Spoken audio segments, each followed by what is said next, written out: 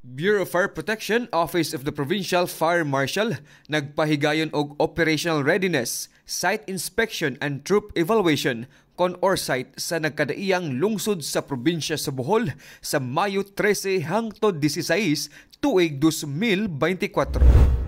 Ang giingong kalihukan gipanguluhan ni Bohol Provincial Fire Marshal, Fire Superintendent Raul G. Bustalino, inubanan ni Fire Inspector Eulalio Kyo Jimenteza, ang Chief Administrative Branch, og Fire Inspector Rolando T. Humawid, Chief Operations Branch.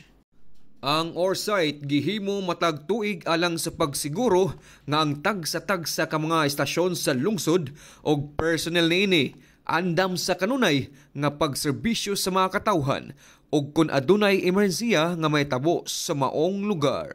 Gikan sa equipment readiness, administrative proficiency ug hangtod sa kahanas sa mga kawani, ang matagbahin sa mga kapabilidad sa unit gipailalom sa pagsusi. Gihatagan o gibug-aton ni Superintendent Bustalino ang kamahinungdanon sa pagmentinar sa peak operational readiness nga nagpasiugda sa kritikal nga papel sa BFP sa pagpanalipod sa mga kinabuhi o kabtangan sulod sa probinsya sa Bohol.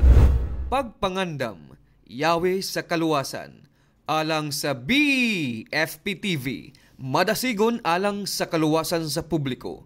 Kini si FO1 Chester Luis Milan.